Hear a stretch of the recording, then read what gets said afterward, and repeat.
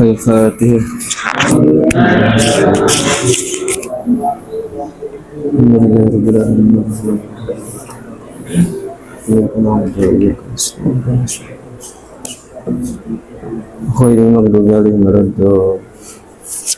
Bismillahirrahmanirrahim. Alhamdulillahirabbil alamin. Allahumma shalli wa sallim wa barik ala sayyidina wa maulana Muhammadin wa ala alihi wa ashabihi ajma'in. Rabbi shrah li sadri wa yassir li amri wa hlul 'uqdatam min lisani yafqahu qawli.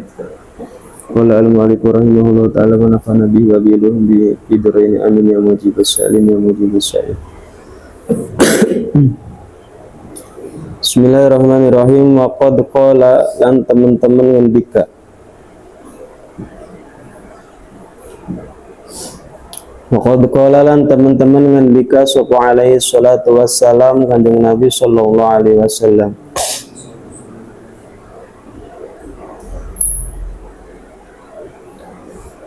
Iza qama ing dalem nalikane mendirikan, berdiri sapa al abdu hamba, ila sholati maring sholat akbala mangka menghadap sapa Allahu Gusti Allah alaihi ingatase al abdu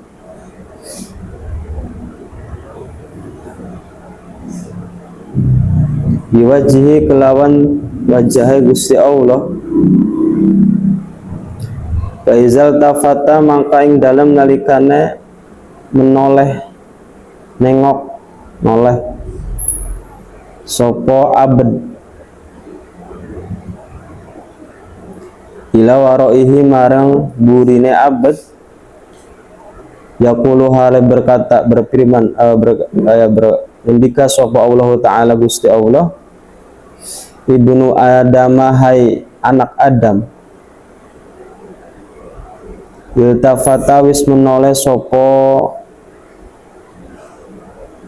anak Adam bilaman maring wong huwa kang utawi man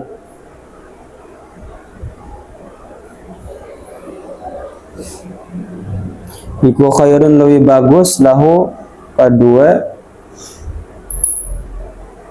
anak Adam minni saking ingsun. Fa inil tafata mangka lamun nuli lamun menoleh atau menengok sopo abed sopo anak Adam asaniyata kang kaping pindho kala dawu sopo Allah misla zalik ing sak padane mengkonon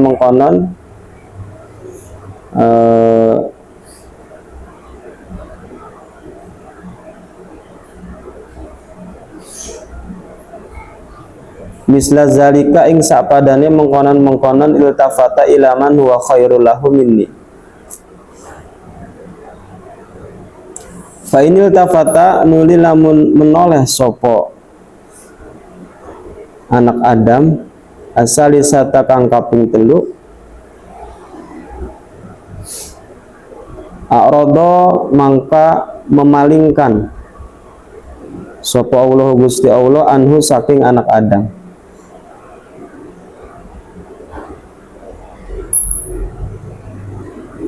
Faiza kana mangka ing dalam nalikane anak sapa al multafitu wong kang menoleh biwajihi kelawan wajahi anak Adam az-zahiri kang pertela mubarakana iku yuridu memalingkan sapa Allah Gusti Allah anhu saking anak Adam.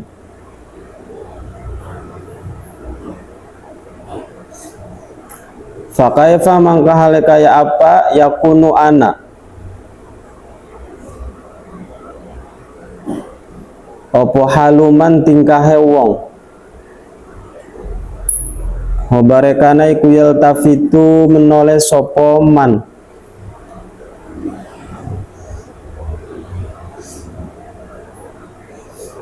biqalbihi kelawan atineman pi salatihi ing dalam salat man ilah huzu di dunya maring piro-piro bagiane dunia, wa zakhari fiha lan pira-pira pernak-pernike dunia.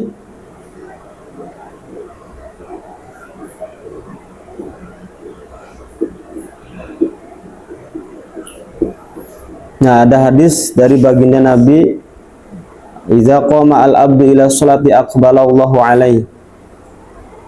Apabila seorang hamba hendak melaksanakan sholat, maka Allah pun menghampiri kita gitu dengan zat Allah Subhanahu wa taala.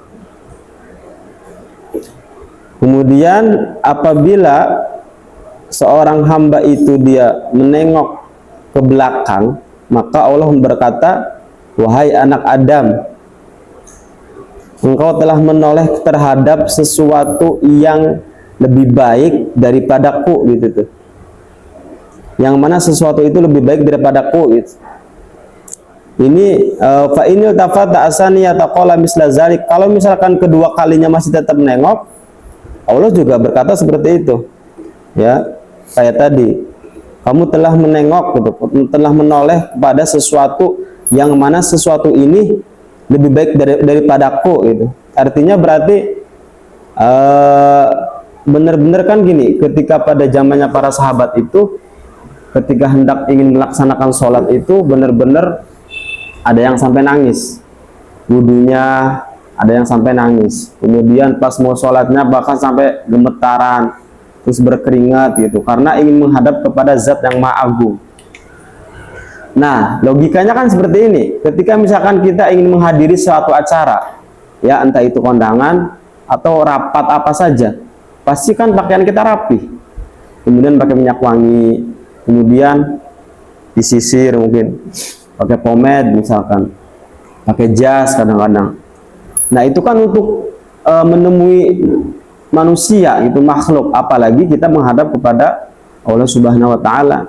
Nah, harus benar-benar jadi antara badan, hati dan pikiran itu, intinya sih hatinya dulu ya.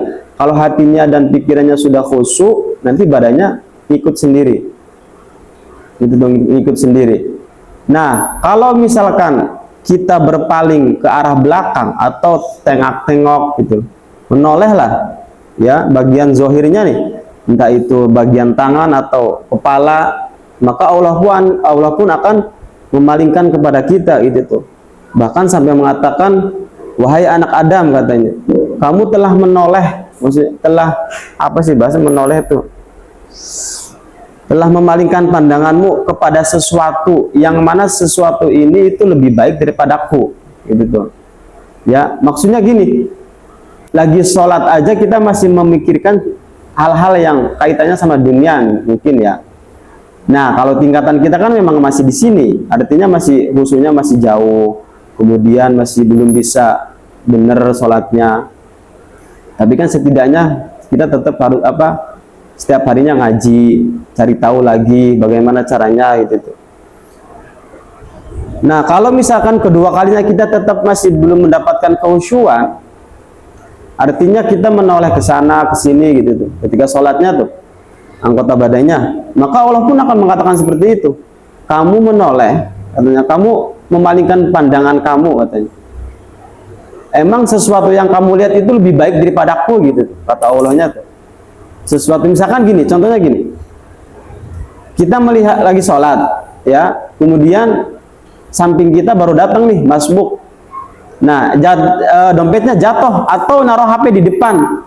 Nah, seharusnya kan sikap kita sebagai hamba, maksudnya ketika sholat itu kan kita fokus ke bawah pandangannya kan, jangan menoleh kepada orang yang baru datang naruh sesuatu gitu, entah dompet entah HP.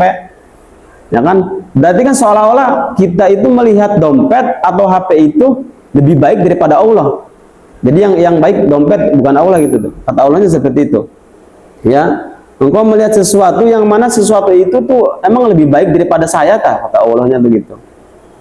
Ya, kemudian kalau misalkan kedua kalinya kita tetap masih bersikap seperti itu, memalingkan pandangannya atau menoleh sana sini gitu tuh, maka Allah pun akan mengatakan seperti itu. Nah, kemudian kalau misalkan ketiga kalinya masih kayak gitu, ya Allah nanti akan menghindar. Maksudnya ya sama aja kayak orang sih, kayak gimana sih? Misalkan kita lagi ngomong, orangnya nggak ngeliat kita gitu. Atau kita memberikan sesuatu, kamu mau duit nggak? Ini duit, kitanya ngadepnya ke sana gitu. Mau duit nggak nih? Kamu tahu rumahnya ini nggak gitu. Kita ngomong sama orang tapi wajah kitanya tuh nggak ngelihat orang yang diajak bicara. Atau kita memberikan sesuatu atau apa aja lah. Nah, perasaan kita kayak gimana gitu. Apalagi kita menghadap kepada Allah Subhanahu wa taala gitu. Apakah sesuatu itu lebih baik daripada saya, kata Allahnya tuh. Ya, kalau udah 3 kali kita melakukan seperti itu, maka Allah akan memalingkan kepada kita gitu tuh. Nah, kemudian ketika orang yang memalingkan pandangannya itu apa namanya? Wajah, berarti wajah ya, maksudnya gini, orang yang memalingkan pandangannya dengan wajahnya yang zohir, yang kelihatan gitu tuh, itu Allah akan memalingkan kepada kita juga. Nah, kemudian bagaimana keadaan seseorang yang mana dia itu hatinya itu berpaling dari sholatnya untuk berpaling terhadap bagian-bagian dari dunia dan perhiasan-perhiasan dunia. Jadi gini intinya, maksudnya adalah anggota yang zohir aja. Kalau misalkan kita tengok kanan, tengok kiri, kan ketika sholat itu nih, ketika sholat itu kan pandangan kita harus ke tempat sujud, dari mulai takbir sampai dengan salam. Kecuali nanti pas tahiyat akhir, asyhadu alla ilaha illallah, itu baru pandangannya ke telunjuk. Nah, kalau dari takbir dan takbir sampai salam lah, kecuali pas asyhadu alla ilaha illallah, syahadat, itu baru nanti ke telunjuk. Itu kan harusnya ke bawah. Meskipun dalam keadaan gelap, misalkan mati lampu nggak kelihatan, tetap kita harus lihat ke bawah tempat sujud. Nah, kalau misalkan secara zohir aja kita masih bisa memalingkan apa namanya pandangan kita kepada Allah Subhanahu wa taala, ya bagaimana keadaan orang yang memalingkan hatinya ketika dalam keadaan sholat, memalingkan terhadap bagian-bagian dari dunia atau dan pernak-pernik dunia gitu tuh. Sedangkan dunia itu ketika Rasulullah lewat, ya Rasulullah lagi berjalan nih, kemudian nemu bangkai kambing, ngomong sama para sahabat, ini kamu tahu nggak ini bangkai kambing? Iya. Nah, bangkai kambing ini lebih baik bangkai kambing daripada dunia. Artinya dunia itu lebih hina daripada bangkai kambing gitu tuh. Ya dunia itu nggak ada apa-apanya. Kalau misalkan kita memang tahu maksudnya gitu tuh, yang nggak ada apa-apanya. Bahkan ibarat-ibarat yang diajarkan oleh Rasulullah itu tentang kehinaan dunia dan orang-orang isi-isi yang ada dalam dunia itu benar-benar nggak ada manfaatnya gitu. Maksudnya hina sekali gitu. Hina sekali gitu itu. Nah, intinya ketika misalkan kita sholat itu harus benar-benar fokus sebisa mungkin. Karena kita masih jauh dalam keadaan khusyuk, kemudian ya wajar lah. Tingkatan kita tuh masih kadang-kadang mikirin jemuran belum diangkat. Ya kan, kemudian lagi sholat maghrib, kita tuku gorengan 2.000, ane sing jukut beli, misalnya kan pengen buka puasa. Habis sholat adzan maghrib kan dibatalin, kemudian gorengan, pikirannya tuh biasanya kan kayak gitu. Tingkatan kita nih, gorengan, saya tadi habis beli es kelapa gitu. Nah, sebenarnya kan hal-hal yang kayak gitu tuh belajar dari sekarang tuh ya, jangan sampai ada dalam pikiran kita ketika melaksanakan sholat. Meskipun memang rada susah, tapi ya sedikit-sedikit. Sebenarnya seperti itu. Nah, jadi dunia itu nggak ada harganya, ya. Dunia itu nggak ada harganya. Nah, barang siapa yang mencintai dunia, maka dia akan kehilangan akhiratnya. Dan barang siapa yang mencintai akhirat, maka dia akan kehilangan dunianya. Nah, maka utamakanlah yang lebih kekal daripada yang lebih fana. Berarti kita harus mengutamakan akhirat. Itu tuh. Nggak apa-apa, mending kehilangan. Kalau bisa dua-duanya, akhirat dapat, dunia dapat. Bagaimana caranya? Tapi kalau nggak bisa, udah kita cari yang paling kekal ya apa nih? Akhirat sama dunia, kekalan mana? Ya udah kita pilihnya akhirat, jangan pilih dunia. Seperti itu.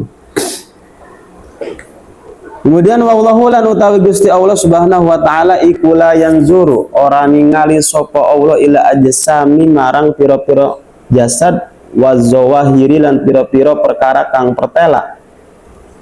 Wa inna ma yanzurulan angin pestine ningali sapa Gusti Allah ilal qulubi marang pira-pira ati wasaro iri lan pira-pira rahasia. Wa alam lan ngawuru ya sira anna ruha jami'il ibadati satuhune ruhe sakabehane pira-pira ibadah. Satuhune ruhe sakabehane pira-pira ibadah wa makna halan maknane ibadah innama huwa angin pestine utawi hati yang hadir gitu maksudnya tuh iku al huduru hadir ma'allahi sartane Gusti Allah fiha ing dalam ibadah. Faman mangka utawi sapane wong iku kholat sepi apa ibadatuhu ibadahe man anil huduri saking kehadiran fa ibadatuhu mangka utawi ibadahe man iku habaun debu mansurun kang berterbangan.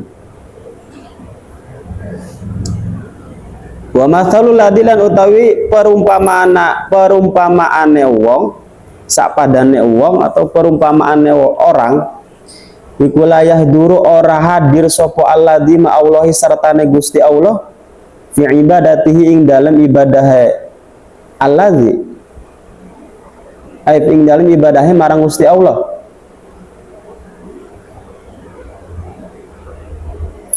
Oh bukan iya alladzi ibadatihinya ke alladzi.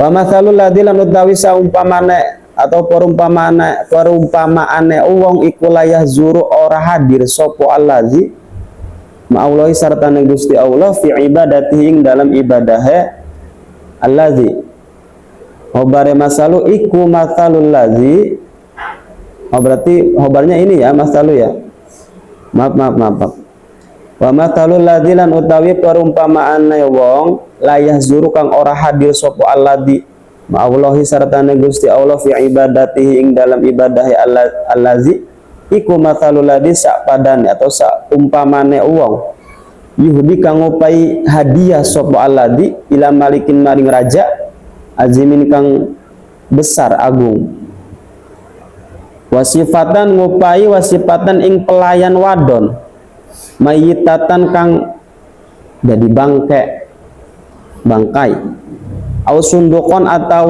peti atau apa sih kotak gitu tuh sunduk kan ada tuh farigon kang kosong pama ajdaro maka gawok leuwih pantas hu ing alladzi bil ukubati kelawan siksaan wahir malil matsubatilan terhalange pahala.